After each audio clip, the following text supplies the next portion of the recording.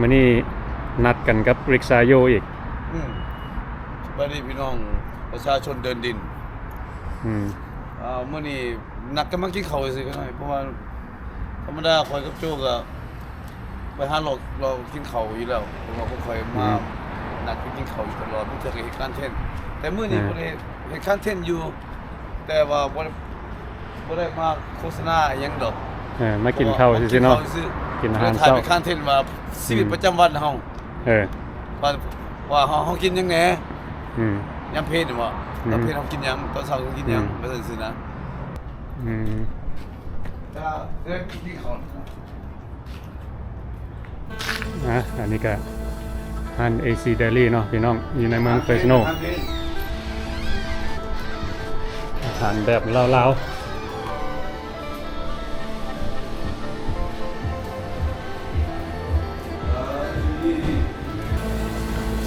มีแจ่วบองน้ำหวานเผาเราซ่องเจียวปลาแดก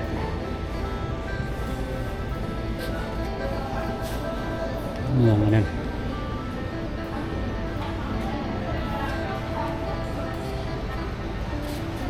น้ำมะพร้าว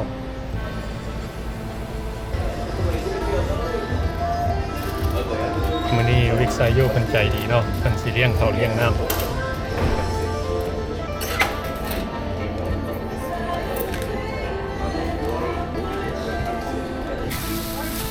มื้อนี้มีหยังแหน่มาเบิ่งดูเหมือนเดิม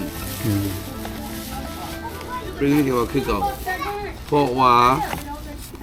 ถ้าได้2 ทิศขึ้นยากเท่านึงขึ้นยากเท่านึงเนาะมันก็เลยกินกันเก่าสำหรับมันคือเก่ามื้อแท้มันคือมื้อแนวเก่าเด้จะกินแนวเก่าเลยว่าแล้วตัวเรากินถึงเด้แม่นบ่แล้วมกปลาก็คือเก่าแต่ว่ามันเป็น3 ทิศ2 ทิศเราบ่ได้กินแม่นบ่คือว่าทิศหลังนี่บ่กินตลอดนี่กินทุกมื้อนี่นะกินทุกมื้อก็ได้มีคนบ้านนอกแท้ๆล่ะคั่นหน่อยกินทุกมื้อเดี๋ยวนี้เอาmake something คนบ้านนอก meaning simple life country life simple life and กินกับบ่ได้หรูหราเนาะเท่านี้ล่ะ that's all we need to survive on for lunch basic you don't need much ว่าประจำวันของเขาพี่เจ้ากับโจกินของง่ายๆไปสิละมื้อนี้สำหรับอาหารมื้อนี้ก็ราคาออกมาพอดี$34รวมกัน78เซนต์รวมกันทั้งน้ำ everything $34เนาะเขาได้อย่างแน่นี่$34ตอนนี้นึงว่าในตำหุงนี่พวกเซเลตนี้มันเด้อเฮาบ่ราคาเพราะว่าเซเลตคือ$เนาะเนาะให้ท่านโจว่าเองถ้าผู้เจ้าหิวเลยนี่เอาเลยนี่เนาะบ่ได้กินข้าวแต่เช้านี่อาหารเช้าอาหารเพลนรวมกันเลยนะแปลว่าประหยัดเติบมื้อนี้พวกเขาก็ออกมากินอาหารเช้าอยู่ร้านอาหาร AC Dairy เนาะอันนี้ก็สิมานั่งกินอยู่ทางนอกครับริกซาโยกับโทนี่มากับริกซาโยชื่อหยังก็โทนี่โอ้สบายดีพี่น้องเวียดเพิ่นว่าเพิ่นเป็นคนฮักแพงกับคนเวียดบ่ไอ้ปองคนเวียดบ่หรือคนเวียดโอ้เว้าภาษาลาวได้โอ้เพราะว่าเพิ่นใหญ่เป็นคนลาวใหญ่เป็นคนลาวเนาะคนลาวนี่โอ้ลูกสาวเป็นคนลาวลูกสาวเพิ่นผู้เฒ่ามาเกิดได้เฮ้ยเด็กเขาเห็นลูกเพิ่นเล่านะอายุ5 ปีเชียวรู้จักหมดชื่อชาติได้แปลกคนลาวเข้าใจดอกมื้อนี้ก็ออกมานำกัน3คน2คนมาริกซาโยกับโทนี่เนาะมันก็เป็นพี่น้องเวียดนามคนใหญ่คนลาวใหญ่นำคนลาวเนาะเลยเว้าภาษาลาวได้มันก็เลยไปลินน้ำมาไอ้ปองคนนักเพลงไอ้ปองนายก็แบบว่ากำลังใหญ่เฮือนแล้วบังเอิญเขาพระเจ้าอยู่หั่นก็เลยได้ซอยเพิ่นแลนเวียกพาเพิ่นไปคนเครื่องเพิ่นมอไปซั่นนะก็เลยบางได้ใส่นาย อืม ก็เลยแบบซอยกันไปนะพี่น้อง เออ ด้วยนายก็เลยอยากมากินข้าวน้ อืม ำครับผมเป็นหยังแม่นบ่ล่ะ เมื่อเป็นยัง นายก็อยากกินข้าวเนี่ยเขาก็เลยเพิ่นมา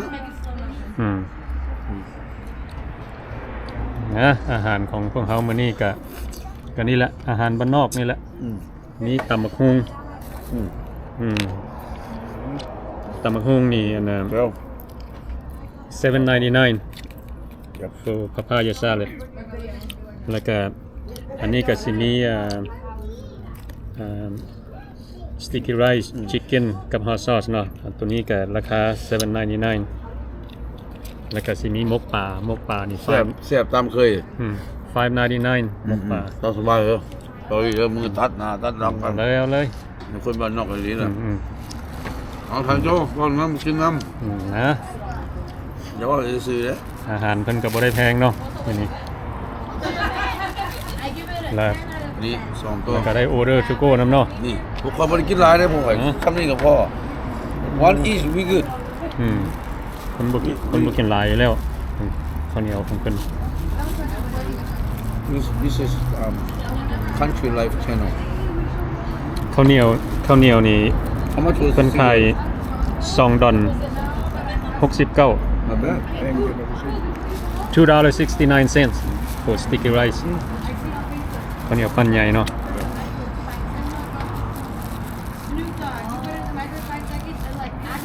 เอามาซีมลองเบิ่งเอาหมกปลาลองเบิ่ง this is basic you know like sometimes sausage you know having beef and you know ปิ้งนั่นปิ้งนี่ทอดนั่นทอดนี่ข้าวเหนียวตำบักหุ่งอันนี้อาหารพื้นบ้านของเราของเห็นบ่food flow house เนาะเขาว่าอาหารพื้นบ้านเมื่อที่เข้านี่กลูกก็มาเฮ็ดเวียกไปแลนอูเบอร์พุ่นน่ะหิวข้าวแห้งก็เลยนัดเสี่ยวโจมากินข้าว and we do that all the time จำเนื้อเจียวของเพิ่น Daddy, you're a turn up, dude. Mom, me and her at 2 in the morning, working like this, and the first thing I got her brother driving. Barry sitting over there doing nothing I was on time, I mean you not me I always do something telling him, you're gonna be my baby. How old are you, Jenny? I was like, you're my boo. ทำเบิ่ง I was like, Hey. yeah, okay. ตำบักหุ่ง บอกวิธีโซกันฟัง right he was moving out and he was gonna get stuff out of the house so I went to help him I didn't know he was staying with my cousin เออ like my yeah I would send you a picture, hey, Clarissa. the whole time so it makes it easier for him to go get his stuff you know what I mean Uh, Take off your shirt. I'm gonna come back. you know when people move out and stuff like that then sometimes they give you a hard time you know what I mean so it makes it easier right by coincidence เดี๋ยวทำมาซีมึงนู่นตำบักหุ่งของเพิ่นแซ่บบ่โอ้แซ่บดู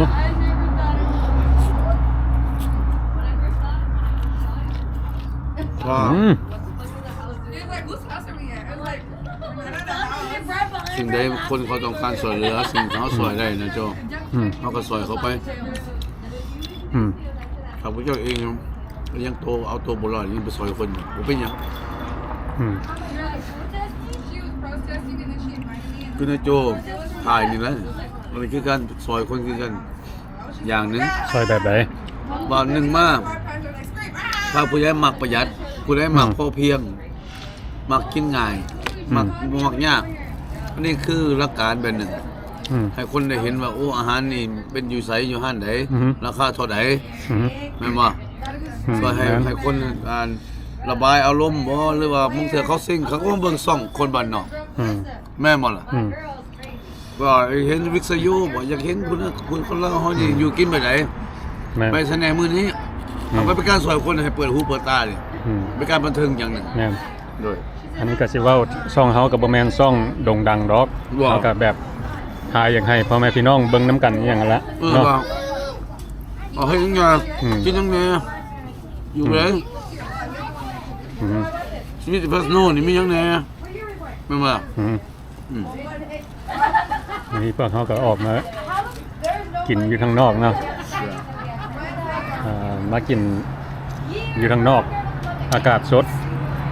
ข้างในเพิ่นก็มีบอลนั่งอยู่เนาะหักแต่ว่าพวกเขาเกิดอยากมานั่งข้างนอกอันนี้ก็สิเป็นข้างนอกเป็น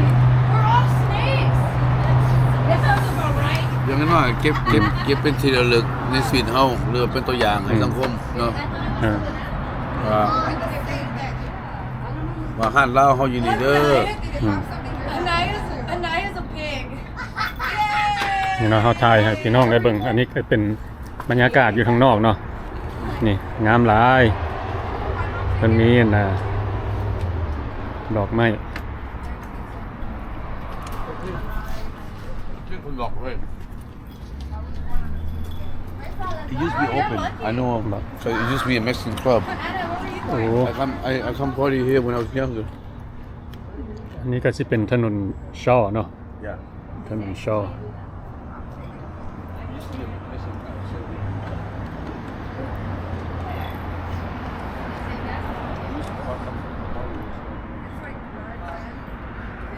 นัดกับริกซาโยเนาะมากิน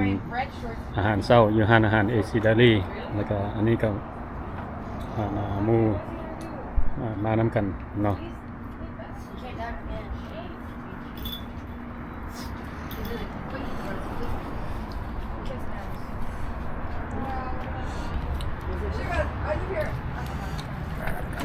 แค่สีอิ่มเลยเนี่ยรู้สึก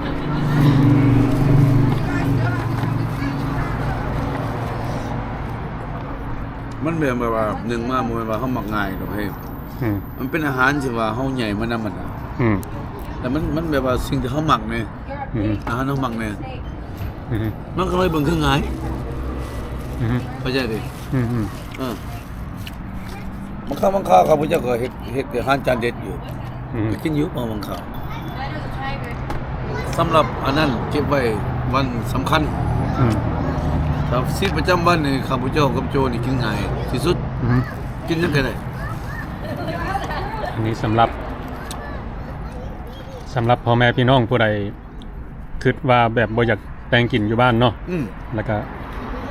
ออกมากินได้เพราะว่าอันนี้ก็สิเป็นอาหารถูกปากของพวกเขาอาหารแบบลาวๆนี่แหละอาหารแบบเขากินทุกมื้อแบบบ่มีเบื่อมื้อนึง3คาบก็ได้อันนี้สำหรับพวกเขาอ่ะกินได้ทุกมื้อเนาะมื้อนึง3คาบ มันก็มีน้ำใจอยู่เด้เพิ่นก็ว่าใส่ปลาแดกให้เด้เพิ่นก็ใส่ให้แต่เฮาถามเพิ่นดีๆเนาะเพิ่นเฮ็ดให้อยู่ดอกบางคนเฮาก็บ่มักรสชาติว่าเพิ่นว่าส่วนหลายเฮาตำกินเองให้มันแซ่บกว่าแต่ว่าความหมายว่าถ้าว่าถามเพิ่นเอานั้นอันนี้ใส่ให้ได้บ่เพิ่นเฮ็ดให้อยู่นะน้อยแม่น เพิ่นก็สิบ่ปฏิเสธดอก มีมกป่าของเพิ่นก็แซ่บมกป่านี่สิบ่มีก้างเด้อพี่น้องบ่มีก้างก็ไม่แพงนะมาเขาซื้อแบบเขาซื้อเขาปากเขาสามารถจ้างคนเห็นให้ว่าซั่นความหมาย มีคนถามเฮาว่าเพิ่นว่า What is your favorite food เพิ่นว่าอาหารอีหยังที่เจ้ามักกินที่สุดเพิ่นว่าอันนี้ I'll be honest อันนี้ของที่เฮามักอีหลีนี่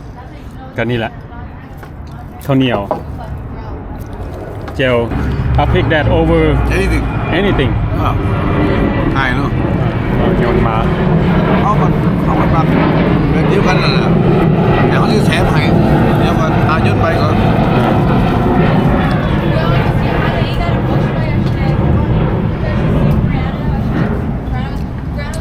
อันนี้เฮาเว้าอีหลีอาหารที่เฮามักกินที่สุดก็แม่นอาหารแบบนี้แหละนี่อาหารพื้นบ้านอาหารพื้นบ้าน แต่เขาจะสวมใส่นี่นะมันต้องมีสุดเสียวเฮ้ยอมกบแกงเขียดปิ้งขี้กระป๋อมสั่วอึ่งว่าซะนะพื้นบ้านอีหลีเนาะอาหารพื้นบ้านอีหลีขนาดคนเวียดยังมากินอาหารลาว Bye. Bye bye. Okay, thank you. Thank you for the compliment.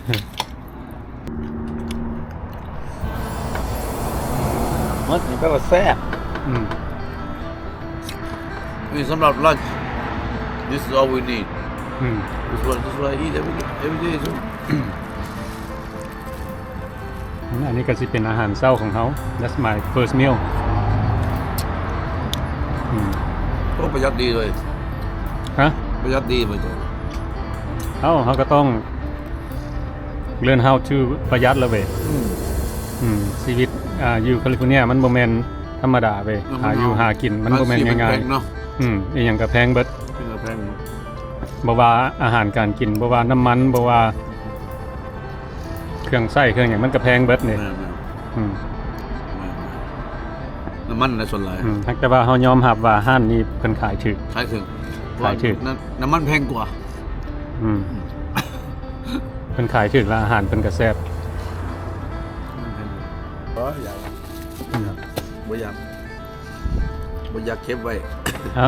มื้อนี้อาหารของเพิ่นก็แซ่บหลาย แซ่บคู่มือ เด้อพี่น้องห้านนี้อันนั้น sticky rice chicken กับ hot sauce $7.99 That's a good deal เรื่องบรรยากาศ แซ่บอีก เปลี่ยนบนหนังกัน ฮะ เปลี่ยนบนหนังกันให้มาทานต้นยำน้ำเราบรรยากาศทางหลังมันเป็นแบบไหนเฮ้ยทำไมเป็นงามอะไร โอ้ทางนี้มันแจ้งดีเฮ้ย เห็นป่ะ Yeah น่าสิต้องทางสั่งนะ Yeah that's right บรรยากาศงามดีคนนั้นตัวนี้ย่ำเพลนมากนะมันเป็นห่มเลยเสียว อืม ดอกไม้เพิ่นต้นที่งามเลยเป็นห่มพร้อม โอ้แย่กล้องเฮามันพันทายมาทางนี้มันอยากมืดโอ้ no wonder มันเป็นแสง แสงแดดทั้งหลังตัวเลย แสงแดดแม่น แสงแดดทั้งหลังตัวนี่มันสิสาดกับตัวใหญ่แจ้ง โอ้เดี๋ยวนี้แจ้งดี บ่แม่นว่าเฮาสิสาดไปทางนั้นมันสิแจ้งนั่นเสียว อืมโอ้นี่แหละอืม อยู่ไสกะยาตัวทายแสงแดดนี่มันก็มืดเห็นบ่ อืม บางทีมันมีแดดแต่ว่าประมาณว่าตัวสิแจ้งก่อนแต่มันสิตัวนี้แจ้ง อืม บางทีมืดมันย้อนห่มเด้อ อืม แล้วตัวทายทั้งนี้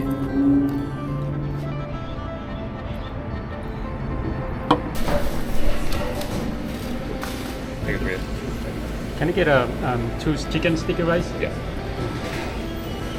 And the 3 drinks? That's all? Yeah. I just want you to put back the reverse it. Yeah.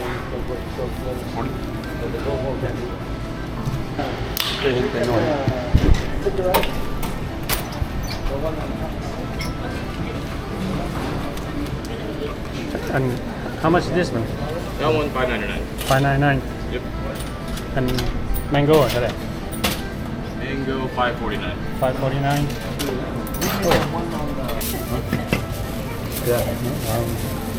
Okay, thank you.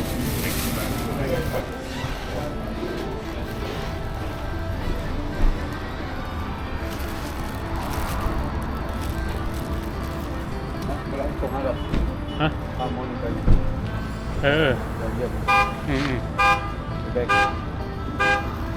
Yeah, okay. Tony, see you. Okay.